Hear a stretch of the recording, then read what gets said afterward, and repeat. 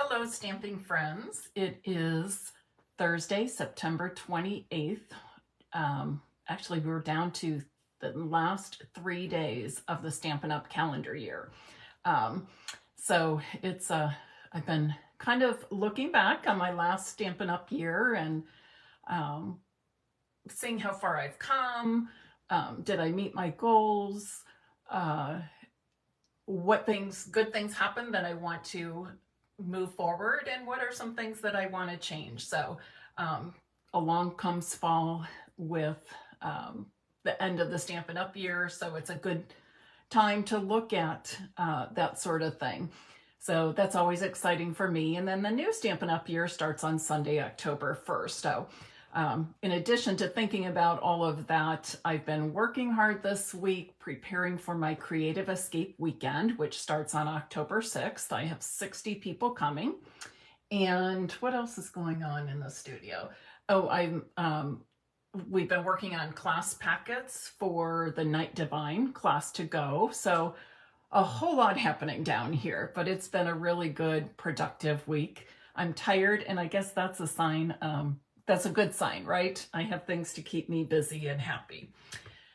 All right, before we go into today's project, big customer service announcement. The truck punch is back in stock. The truck punch is back in stock. So if you are somebody who did not get this truck punch on the first round, I would order it now. I literally just checked the inventory status report for demonstrators 10 minutes ago. Because, you know, sometimes we get stock in and it goes out just as quickly, if not more quickly. So if you're somebody that has been wanting this, by all means, take a few minutes to go order that now. And then you can always jump back on to this Facebook Live. I know some of you got just the stamp set, and I have some things on my blog, cards on my blog, that showed you how to create wonderful cards using just the stamp set.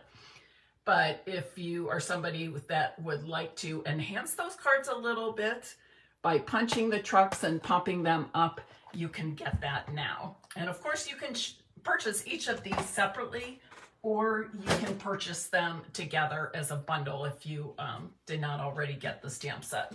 So know that that is there. Oh, Lori, your little Maisie, and she's 9 months old. Ugh, I know you're having a wonderful day with her. And who knows, someday she may be stamping right along with you. Okay, on our my last Facebook Live, we made 2 cards featuring the Tiny Christmas Trees die and the Melon Mambo and Green Apple Green foil. That was a lot of fun. It's not posted to my blog yet, but you can watch the video here if you want to look at that before it gets to the blog. I wanted to show you 2 cards that I made after that Facebook Live. So they're basically the same layout as the second card we did, but instead of using the foil for that 2 1/4 inch strip across, I used this gold and silver glimmer paper. And I wanted to draw your attention to it because this does have an adhesive backing. So if you're, I think this is especially good for letters, Noel, Joy, Christmas, maybe printing out somebody's name or initials for making gift tags or custom stationery. You can die cut the letters and then just peel the backing off and stick them right on. Now, I didn't use them that way because I wanted to pop them up on dimensionals for these 2 cards, but I just wanted you to know you have that option. So I did want to show you. It's a set of 2 sheets, 12 by 12, 1 of silver and 1 of the gold glimmer. And you can find that in our annual catalog. All right, so let's get started now making some another card, a different card with our tiny Christmas trees die.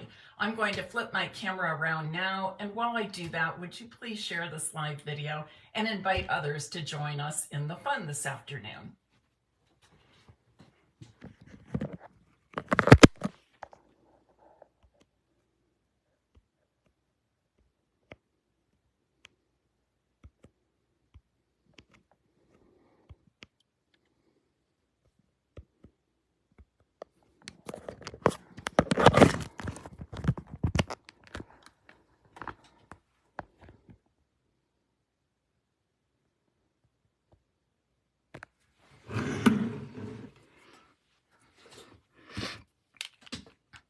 Okay, so as I said, we'll be using the Melon Mambo and Granny Apple Green foil.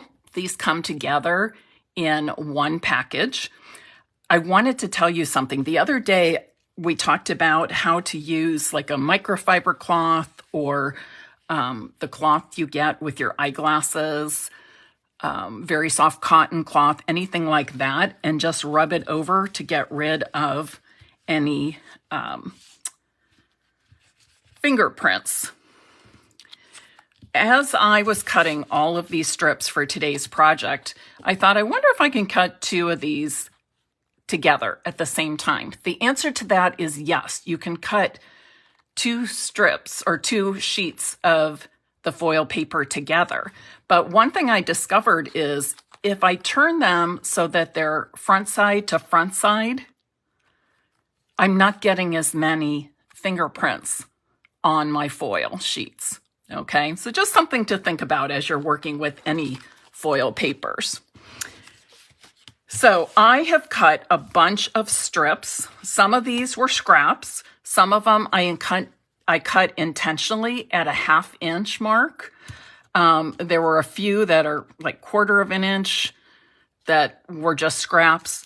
But what I'm going to do is use my, let me wipe off this tip, use my multi-purpose glue to add strips to this piece of basic white cardstock. And it can be any color cardstock because I am going to cover it completely.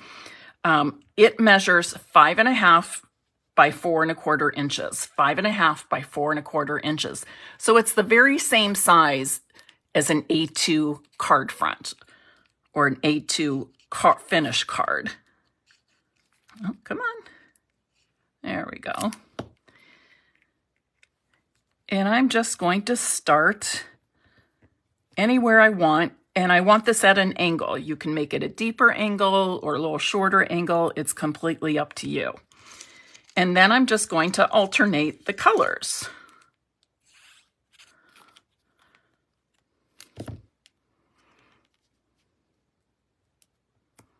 And I'm not worrying about extending beyond the edges of the cardstock. In fact, that's a good thing. And you want to start in the main section, anywhere in that main section, and you want to start with your longest strips. Now these happen to be cut, let me think what they were, 1/2 inch by 5.25 inches. Oops, I didn't quite cover up the bottom or the side edge with this strip. I'm going to see if I can slide it a little bit. And that is why I'm using the liquid glue, the multi-purpose glue. So you want to make sure you cover your edges. This is what I mean right here. Make sure you extend beyond the edges.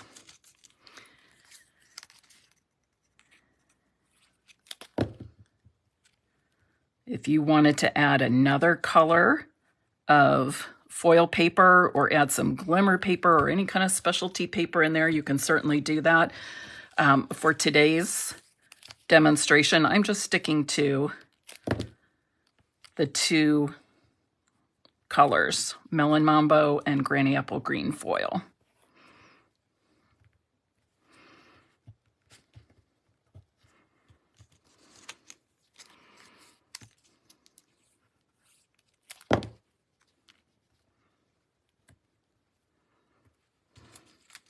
And we're just going to keep going along. Real easy peasy, right? If you have kids that like to craft with you, or you like to craft as a family, this is a great activity that kids could really get in on. Now this strip's a little bit shorter because it was a scrap, so I just want to make sure it fit where I was placing it.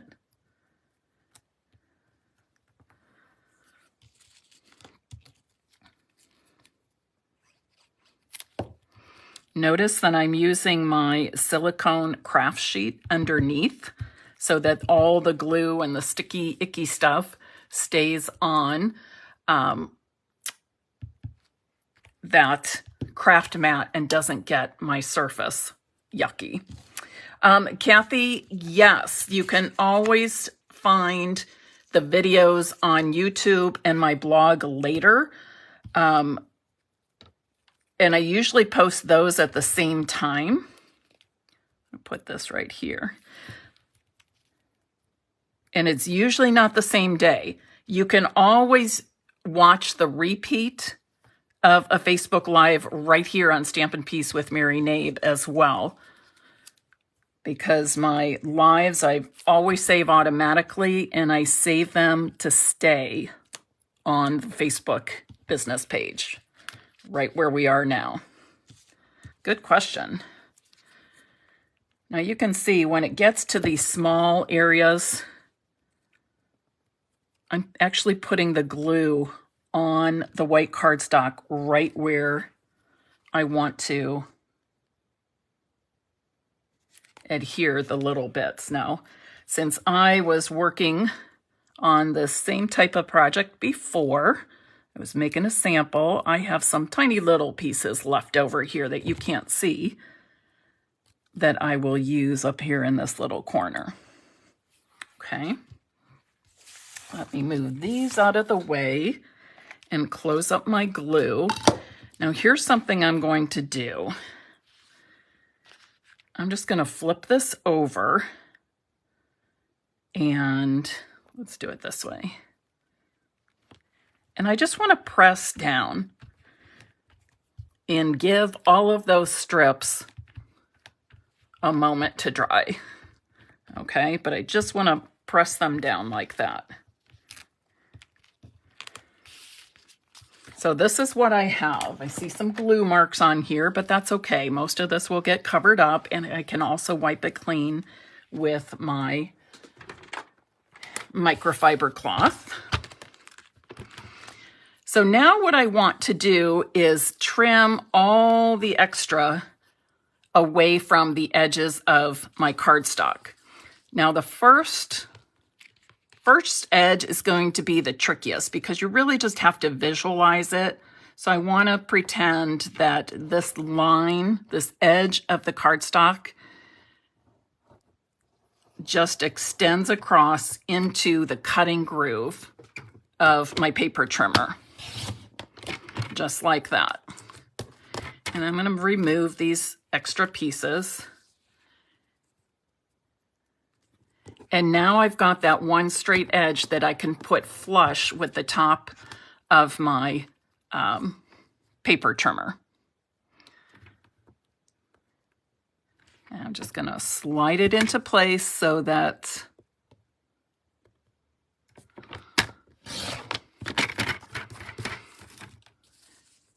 it looks like the edge of my cardstock is sitting in the cutting groove of my paper trimmer. Now you might have some glue, some sticky spots here. So after this project, I would be sure to clean up my paper trimmer, so get rid of any sticky residues before I move on to another project, okay? So this is what I have. I'm just gonna wipe it with my cloth a little bit. There are some areas of glue on here. Now a lot of this will be covered. I'm gonna give you a tip here. And keep in mind when I do this, I'm working by myself, but Sometimes I will just huff on this and it will be enough moisture that helps me clean up these gluey areas.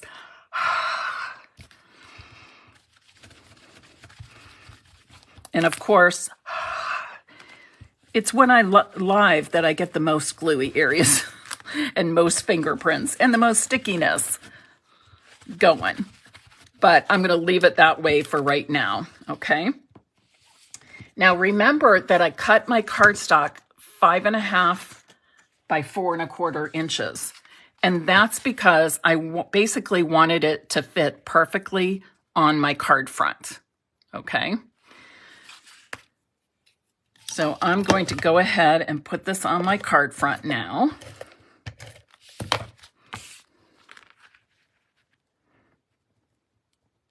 And you can make it smaller if you want. You can, I'll show you a sample a little bit after this. This one area is kind of blobby, and I keep smearing it because it wasn't quite dry. But I think when we get the whole card done, you probably won't even notice it. Isn't that true of most of our errors? Most people don't even notice, but we notice them. All right, the next thing I'm going to do is add, make sure I have the right piece. Nope. I'm going to put this on the inside of my card, 5.25 by 4 inches. And I could have used a white card base. It doesn't really matter, just because, you know, I'm covering the entire front. Lori, to clean my paper track, I'll give you a couple tips really fast. I should do a video of this, of cleaning my, let me see. I usually just take like a scrap of cardstock and I fold it a little bit and I literally put this right into the track, and you can see it picks up any like paper fibers, anything stuck in there. And then I go over the whole thing with like a Clorox wipe, or you can use rubbing alcohol and cotton balls. That works well.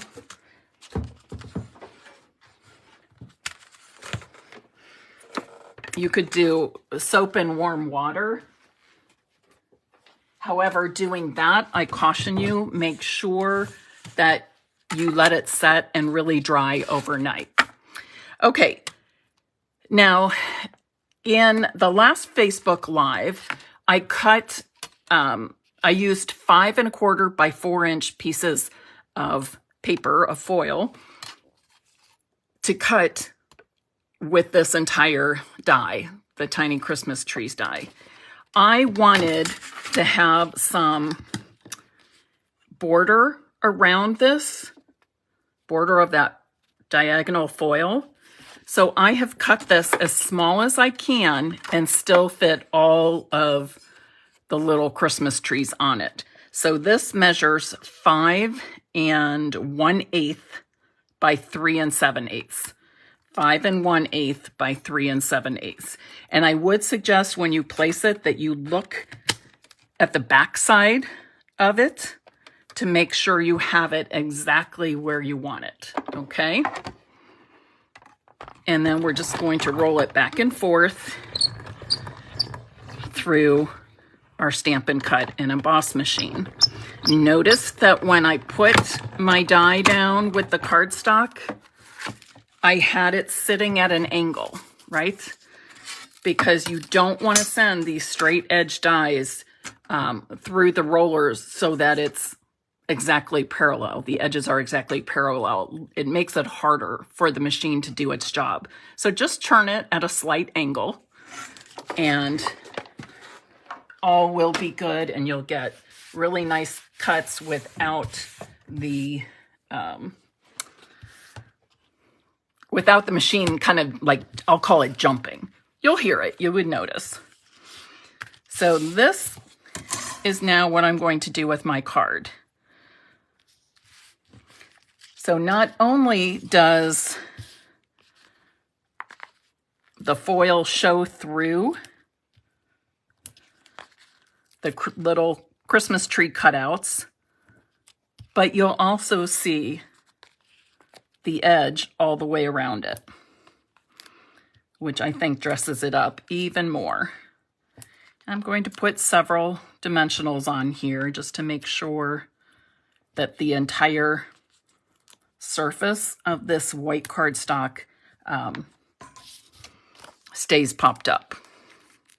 So I am using a few more dimensionals than I normally would.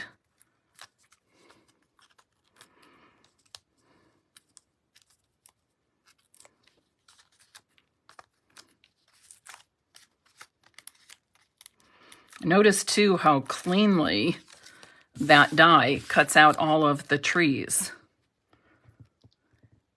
I'm just going to center this on my card front, just so. Now, isn't that pretty, just like it is? Okay.